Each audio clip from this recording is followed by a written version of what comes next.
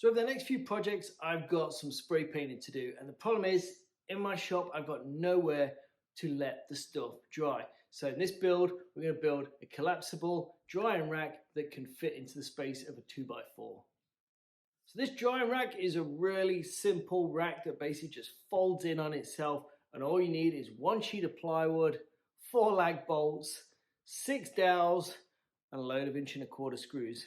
And that's it. It's super simple. It's going to be really easy for anybody to make, and it's going to stow away nice and cleanly so that you can put it even in the smallest of spaces in your shop and then bring it out when you need.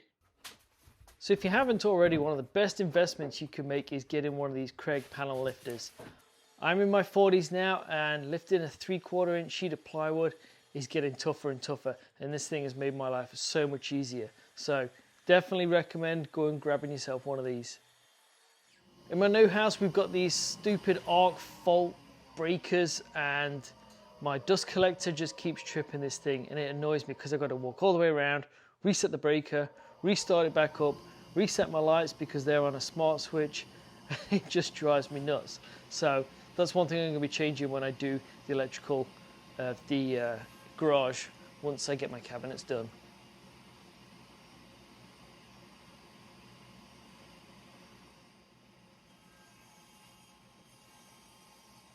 So what I'm doing here is basically set my table saw fence, and I'm just ripping off all of the fingers that are going to make up each of the sides of the paint drying rack, and then ripping down the actual legs.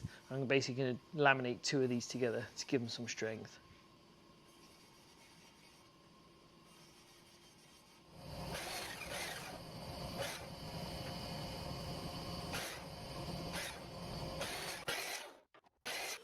Clean shop, it's always got to be clean. I hate dust, and with the family coming in and out through this garage into the house, if I don't keep it clean as I go, my wife really yells at me.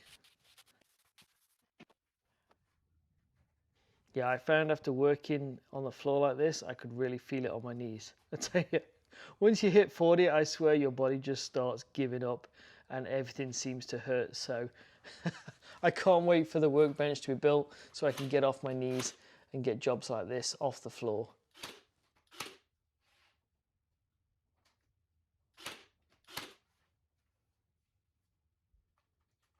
If you don't have a brad nailer, you can simply just go and get drill in a countersink these in, or even just hammer and nails.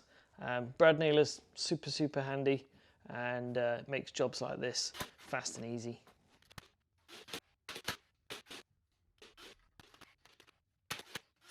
So what I'm going to do now is install the fingers onto one of the rails. I'm just using this rail as a support, but it's this rail I'm going to be fixing the fingers to. And all I'm going to do is going to be putting the glue on the back, putting a couple of brad nails in, getting it nice and square, because then all of them are going to be based off this first one. Then once I've got them all brad nailed in, I'm going to come back, countersink and screw them to give them some strength for when things are leaning on them as they're drying. So this is a really simple build. It's basically just a kind of rinse and repeat. Stick some glue on each finger, either screw it straight in, or like I'm doing here, just grab your brad nailer to put 1 or 2 in just to hold it in place, and then go through with your countersink, screw them in, and just rinse and repeat all the way down.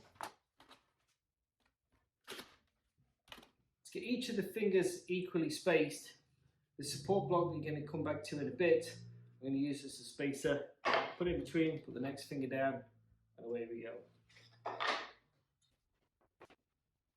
Now this is where I love. My son is starting to show a bit of an interest in woodworking. He's been doing shop class, and now each time I'm doing something, he's always coming in. So you will start to see him coming in throughout the videos, see what's going on.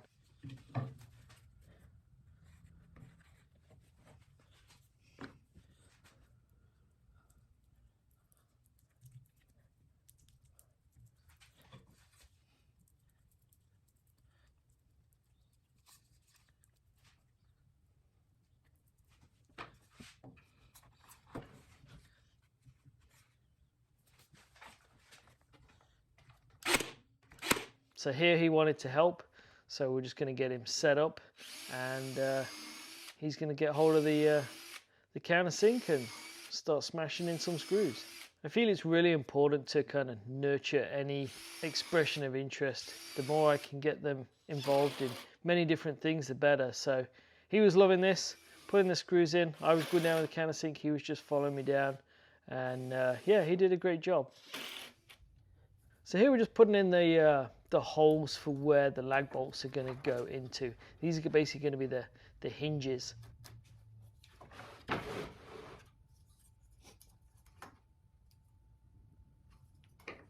Another cool little toy is this drill block. Helps to keep stuff nice and square. So I just kind of put the drill through and then start the hole and then push the block flat so I can get the hole to be nice and parallel.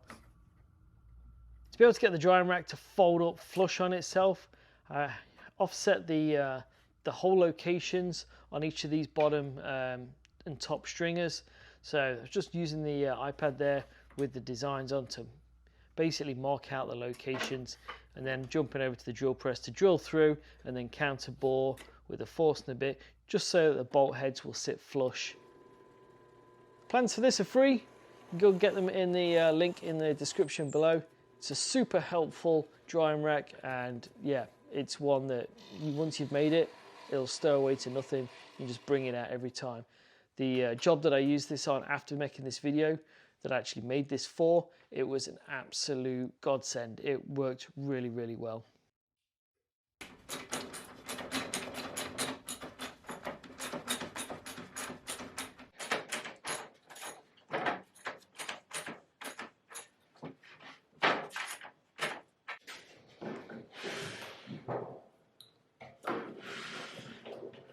So same as drilling the hinges, I'm just drilling some holes here to put some dowels into, and these will be used to help keep the fingers out and in position so that they don't fold in on themselves.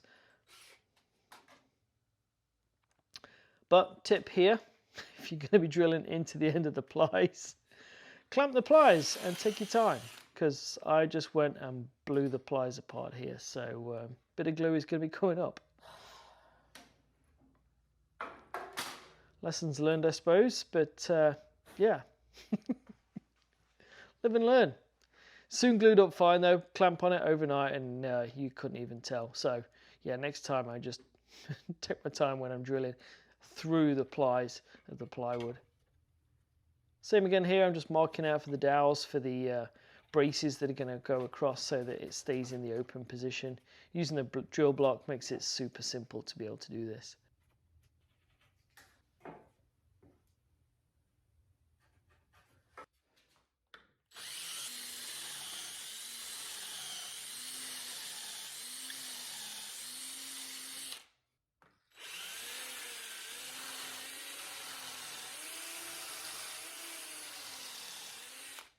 Just gluing on a spacer on this cross member here, just because the way that it folds up, one set of fingers is slightly more forward than the other, and once this is marked out, the dowels will go in, and you'll see soon how these kind of fall into place.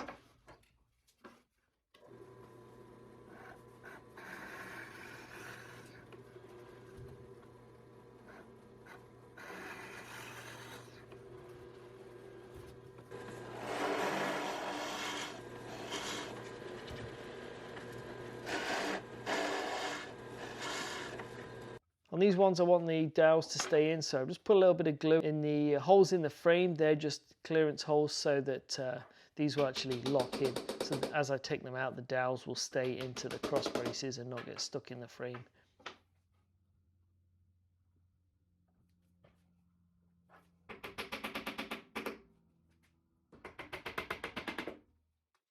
And this is it. That's how quick it takes to set up.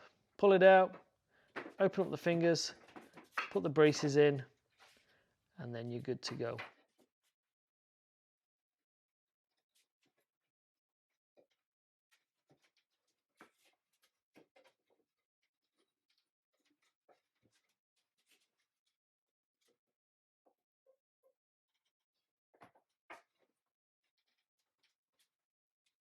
And that's how quick and easy it is to set up this drying rack. Now I'm ready to get on with my painting project and it's going to be such a great addition to my shop. And if you're going to be doing any painting, I highly recommend you build this. So easy to do. Yes, I used track saw and table saw and things like that, but you can easily build it with just a circular saw, jigsaw, or even a hand saw. So get yourself one sheet of plywood. It's going to save so much space when it's not in use, but it's going to be really, really handy when you do have lots to spray.